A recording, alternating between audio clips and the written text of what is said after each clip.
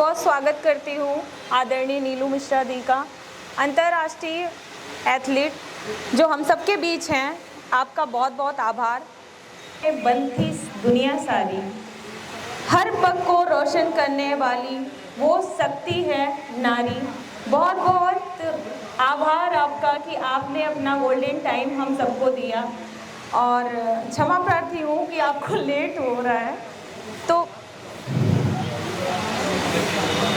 एक महिला, खेल जगत की महिलाओं के लिए महामारी के समय क्या क्या दिक्कतों का सामना करना पड़ता है, ये हम सबको आपसे। थैंक यू शिल्पी। सबसे पहले मैं द गहनी को धन्यवाद दूंगी कि आपने आज इतने अच्छे शुभ दिन पे, मैं तो शुभ ही मानती हूँ, क्योंकि जब पीरियड्स आता है तो हमारे नॉर्थ इंडिया में बहुत इसको तवज्जो नहीं दी जाती, लेकिन साउथ में इसको एक शुभ दिवस के रूप में मनाते हैं और बाकायदा लड़कियों के साथ बहुत अच्छा सेलिब्रेशन होता है। तो ये हम लोगों को भी अपने घर में अपनाना चाहिए।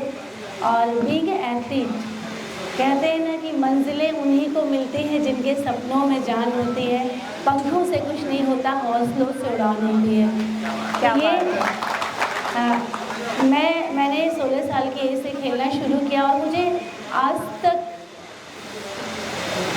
मैं खेलती आ रही हूँ। और बहुत सारे ऐसे अवसर आए हैं कि जब मेरे पीरियड्स के टाइम पे नेशनल इंटरनेशनल कॉम्पिटिशन्स भी पड़े हैं, तो ऐसा मुझे कभी फील नहीं हुआ।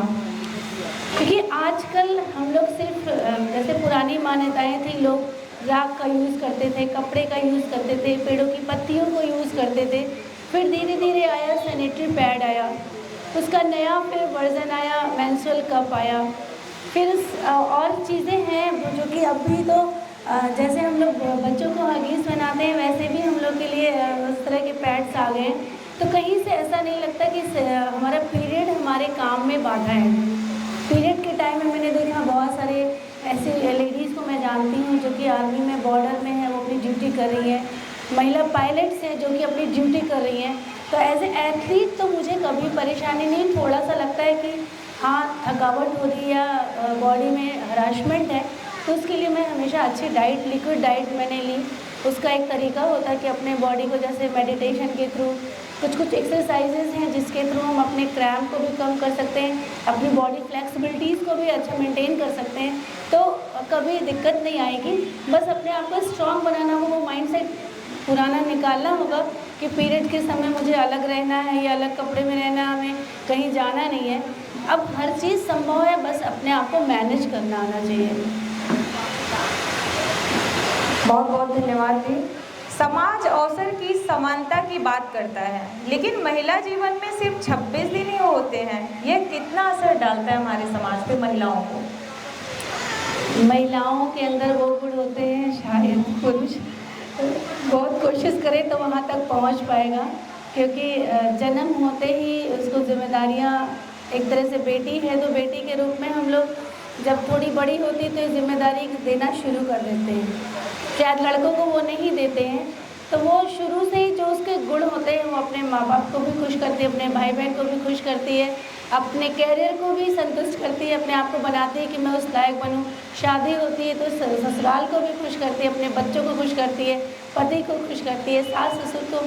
ठीक है, आदमी काम करता है, ऐसा नहीं कि बिना आदमी के, आदमी धन संचय करता है तभी औरतें हम कुछ सोच पाते, कुछ अच्छा कर पाते। लेकिन जो मैनेजमेंट पावर, मैं एज ए गवर्नमेंट एम्प्लॉई भी हूँ, वुमेन एंड चाइल्ड डेवलपमेंट में मेरा डिपार्टमेंट ही ऐसा जहाँ पे सिर्फ महिलाएं ही हैं। हज़ारों की संख्या में शहर में करीब 7,000 महिलाएं आंगनबाड़ी कार्यकर्त्री और सहायिकाएँ काम कर रही हैं, और हम लोग का स्टाफ भी 150 का है, तो सब महिलाएं हैं। तो मुझे नहीं लगता गवर्नमेंट की कोई ऐसी योजना जो हमारी आंगनबाड़ी कार्यकर्त्री बहनें ना चलाती हों, चाहे वो जनगणना की बात हो, पल्स पोलियो की बात हो, फाइलेरिया की बात हो, BLO की बात हो, टीकाकरण की बात हो, हमारे राशन वितरण की बात हो, वुमेंस के फिटनेस को काउंसलिंग करने की बात हो, सारे काम वो महिलाएं कर रही हैं। अगर वो आंगनबाड़ी कार्यकर्त्री बहनें ये काम बंद कर दें तो शायद हमारे जितने भी योजनाएं चल रही हैं वो ना चल पाए। तो हम ये नहीं कह सकते कि हमारे 26 गुण हमारे अंदर कम हैं। शायद हमारा एक गुण, मेरे अंदर ईश्वर ने एक ही गुण दिया था, दौड़ना। पढ़ने में मैं ठीक ठाक थी, मैं बिना क्लास किए भी बहुत अच्छे नंबर आ जाते थे, वो अलग बात है। लेकिन एक गुण ने मुझे अंतर्राष्ट्रीय स्तर पे मेरी पहचान बनाई। आज मेरे साथ हज़ारों महिलाएं ऐसी हैं जो मेरे उस गुण से प्रभावित होकर, मेरी जो स्टूडेंट्स थी पिछले 10-12 साल में कम से कम 200 बच्चे आर्मी में, पुलिस में, CISF में और ऐसे ऐसे फिज़िकल एजुकेशन टीचर कोई बन चुके हैं, कोई कोच बन चुके हैं, तो अपनी अपनी पहचान बना रहे हैं। तो अपने गुण को कभी कम नहीं समझना चाहिए। आप जिसमें परफेक्ट हो, चाहे पेंटिंग है, कंपटीशन है, जैसे डॉक्टर साहब इतना अच्छा, कितने अच्छे स्पीकर हैं, ये सबके अंदर क्षमता नहीं होती है। मैं दौड़ती हूँ तो मैं ही दौड़ सकती हूँ, शायद वो मेरी बराबरी कोई नहीं कर सकता। मेरी माँ अच्छा खाना बनाती हो सकता है मैं उससे अच्छा खाना ना बनाऊँ। तो हम अपने गुण को हमेशा उसको सम्मान दें और अपने गुण को ट्रांसफ़र भी करना चाहिए। जैसा मैंने कहा, मेरे बच्चे आज बहुत सारे हज़ारों लड़कियां हैं जो कहीं ना कहीं हैं, लेकिन मेरी जानकारी में जब वर्दी पहन के आती है, मेरी एक तो स्टूडेंट है वो बॉर्डर पे पोस्टेड है, जब वो बर्फ़ में रहती है तो कभी कभी वीडियो कॉल करके करती, मैम जय हिंद। तो ये कितनी बड़ी बात है। और उसके गुण से उसके गाँव में उसके बाप ने निकाल दिया था और मुझे भी धमकाने आ गए थे उसके पिताजी की, मैडम सपोर्ट मत करिए नहीं तो तुम्हारे खिलाफ मुकदमा करा देंगे। मैंने कहा भैया 3 साल दे दो, आपकी लड़की के अंदर ऐसा टैलेंट है कि वो आपके नाम ही ऊंचा करेगी। और आज वो खुद प्रधान थे। ये चकिया एकदम नक्सली इलाके की बात है और मैंने उस लड़की को सपोर्ट किया काफ़ी। अब जब वो यूनिफॉर्म पहन के गाँव में गई तो पूरे गाँव में बैंड बजा। तो महिलाओं का गुण कहीं किसी से कम नहीं है, बस उनको सही दिशा, उनको सही तरीके से तराशने की ज़रूरत है।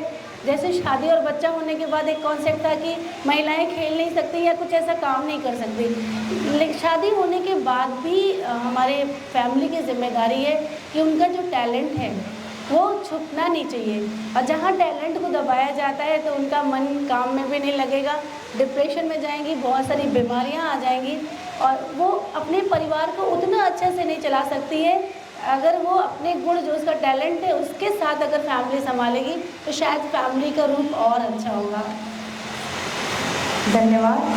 हम सबको एक आपसे जानकारी चाहिए, एक महिला खिलाड़ी के रूप में आपके अनुभव समाज में कैसे रहे?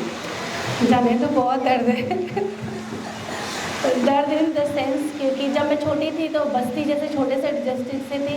आज से 33 साल पहले वो भी ब्राह्मण फैमिली से, कोई हाफ पैंट पहन के दौड़ता तो बहुत बड़ी बात थी। सब लोग, मुझे भी फैमिली के लोग मेरे घर में आते थे मेरे मम्मी को हड़काने कि देखो लड़की हाफ पैंट पहन के दौड़त बहकर कहूँ ब्याह ना हुई, काहे बिगाड़ रही हो। कोई लोग कहे डैडी, मेरे फादर कहते थे काली हो जाएगी, कहीं शादी नहीं होगी।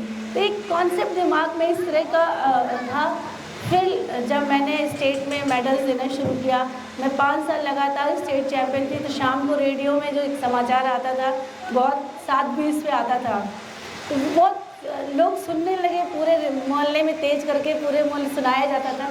मेरे फादर को भी कॉन्फिडेंस आया और बहुत सारे ऐसे मेरे साथ ग्रुप बनता चला गया। तो वो शादी के पहले का था। फिर शादी के बाद भी वही मैंने देखा कि पूर्वांचल में महिलाओं में वो चीज़ नहीं है कि उनको शादी के बाद ट्रैक पे जाने को मिले। मैंने बहुत सर्च किया, फिर पहले ही दिन से, क्योंकि बीमारियां बहुत सारी मुझे थी तो उससे भी निजात पाना ही था। डॉक्टर ने टहलने को बोला तो टहलने के नाम पे मुझे खेलने का दिमाग चलने लगा। मैंने 30 किलो वेट कम किया 3 महीने में और फर्स्ट डे से टारगेट था कि चलो मुझे ट्रैक पर जाने को मिला है तो मैं कुछ करूँगी। फिर महिलाओं को मैंने जोड़ना शुरू किया। आज यूपी से करीब 150 महिलाएं जाती हैं नेशनल लेवल पे खेलने और इंटरनेशनल कम से कम 15। तो एक जो 10 साल पहले की मेरी शुरुआत थी तो एज ए एथलीट संघर्ष मिला, लेकिन उसका रिजल्ट बहुत अच्छा था। लोग कहते आए हैं पुरुष प्रधान देश है। पुरुष प्रधान देश में समाज के पुरुषों को क्या आप सुझाव देना चाहेंगी अपने तरफ से? बस हम दोनों एक ही गाड़ी के पहिए हैं, दोनों साथ साथ चलेंगे तो बहुत अच्छी स्पीड होगी। एक भी पंचर होगा तो गाड़ी रुक जाएगी। मेरा यही संदेश है। महिलाओं की किस समस्या पर आप काम करना चाहती हैं इस समाज में? मैं जैसे काम कर रही हूँ तो बहुत सारी चीज़ें, कुपोषण पे काम कर रही हूँ, वुमेन्स जेंडर इक्वलिटी पे काम कर रही हूँ, महिलाओं के हेल्थ एंड हाइजीन, किशोर एडोलसेंट गर्ल्स के साथ हमारा डिपार्टमेंट काम करता है। जो 11 से लेके 19 साल तक की लड़कियां नॉन स्कूल गोइंग गर्ल्स हैं उनको स्किल डेवलपमेंट, एजुकेशन, कि हम लोग का मानव के हेल्थ को लेकर के मैं बहुत ज़्यादा काम करती हूँ। स्पेशली जो 11 साल की लड़कियाँ हैं, उनको पता नहीं होता है पीरियड्स आने के बाद कैसे अपने आप को मैनेज करना। तो मैं स्लम एरियाज़ में भी जाती हूँ, उनको काउंसलिंग करती हूँ और उनका टिटनेस का टीका लगवाना, क्योंकि कहते हैं, जैसे डॉक्टर साहब तो खुद ही समझदार हैं, जानती होंगी कि एक बार यूटीआई होता है जल्दी ठीक नहीं होता है, और यूटीआई की शुरुआत पीरियड से ही होती है। अगर हमने गंदे तरीके से पैड्स लिया या गंदा पैड लिया, मेंटेन नहीं किया हाइजीन, तो एक बार यूटीआई होने के बाद वो बार बार रिपीट करता है और उसका नुकसान होता है। जब वो बच्ची माँ बनती है तो बच्चे के डिलीवरी पे भी असर आता है, टिटनेस के होने के चांसेस होते हैं और माँ की डेथ हो सकती है। तो एक छोटी सी बीमारी कहाँ से कहाँ तक जा सकती है, ये लोगों को बताना ज़रूरी है और मैं उस चीज़ को कर रही हूँ। तो मेरे बहुत सारे ऐसे सोशल हैं, हमारे दिव्यांग हैं, डेफ बच्चे हैं, करीब 50 बच्चे जिनको मैं नेशनल लेवल पे स्पोर्ट्स में भेजती हूँ। बहुत सारे हमारे ट्रांस कम्युनिटी के लोग हैं, इनसे भी जुड़ाव है, हम लोग वोटिंग अवेयरनेस में इनके साथ भी जुड़ते हैं।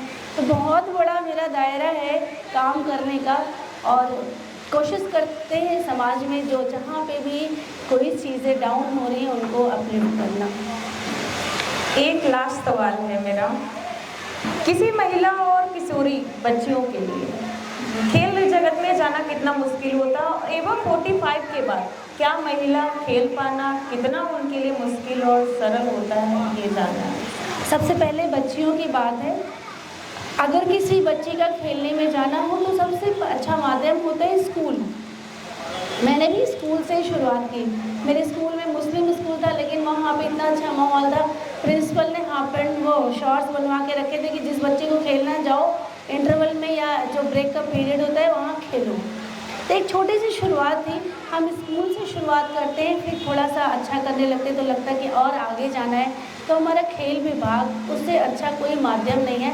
आपके डिस्ट्रिक्ट में जो भी स्टेडियम है, वहाँ के स्पोर्ट्स ऑफिसर है, वहाँ पे जाकर के कांटेक्ट करें जिस भी खेल में जाना चाहते हैं। और सरकार के द्वारा हर गेम के एक एक कोच जिले स्तर पे तैनात हैं, वो ट्रेनिंग देंगे। बात आएगी कि बहुत लोग कहते हैं कि हम ग्रामीण स्तर पे हम इतनी दूर शहर में कैसे आए, तो अब ग्रामीण स्तर पे भी, ब्लॉक स्तर पे भी, ग्राम स्तर पे भी ग्राम पंचायत अधिकारी के माध्यम से खेल मैदान बनाए जा रहे हैं। उनको स्पोर्ट्स के इक्विपमेंट दिए जाते हैं नेहरू या केंद्र की तरफ से, जैसे फुटबॉल, कुछ छोटे छोटे गेम्स जो बहुत ज़्यादा महंगे नहीं हैं, उनको गवर्नमेंट ग्रामीण स्तर से भी सपोर्ट कर रही है। और उसके बाद खेल ये साई की तरफ से भी स्पोर्ट्स हॉस्टल का ट्रायल होता है, खेल विभाग भी स्पोर्ट्स हॉस्टल का ट्रायल कराता है। हर साल ये डिस्ट्रिक्ट लेवल पर निकलता है, कोई बच्चा जाना चाहता है तो वो भी ट्रायल देके और ये स्पोर्ट्स हॉस्टल में जाके अपने कैरियर को बना सकता है।